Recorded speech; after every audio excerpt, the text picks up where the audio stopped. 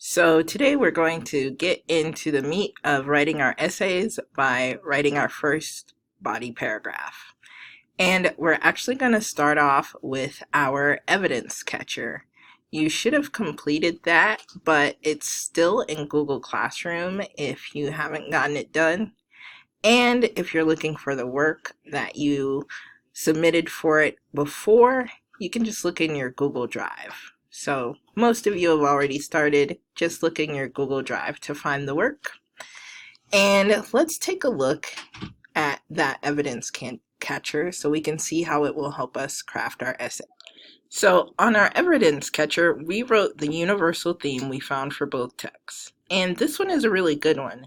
It says, in both the Sneetches and the Border, a double sonnet, both authors use repetition and conflict to show that separation between people creates violence and tension. So we know that a thesis statement is the main idea for our entire essay.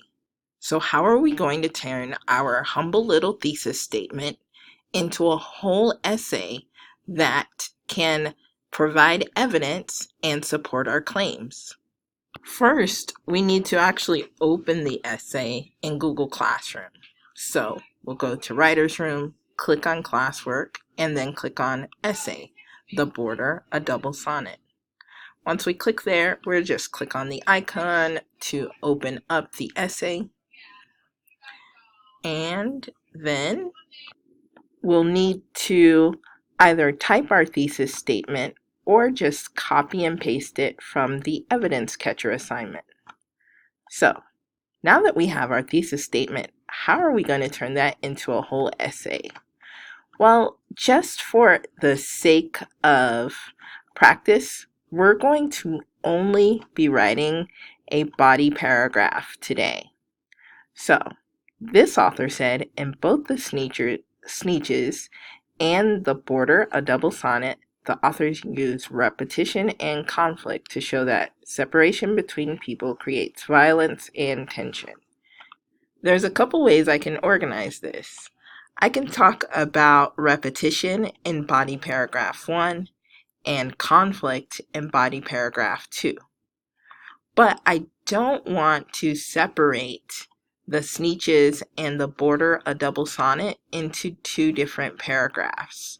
That would make it hard for me to prove my thesis statement because we're talking about both and we want to get evidence from both texts in both body paragraphs. So for me, I'm starting off with repetition.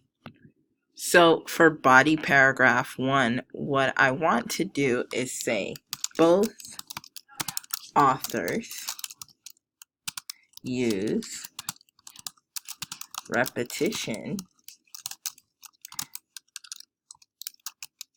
to develop the theme that separation between people creates violence and tension.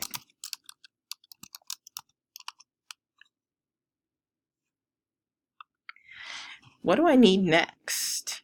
Well, I'll need some evidence. It's a good thing we already got that evidence from our evidence catcher. And it's a good thing we practiced Magic 8 yesterday.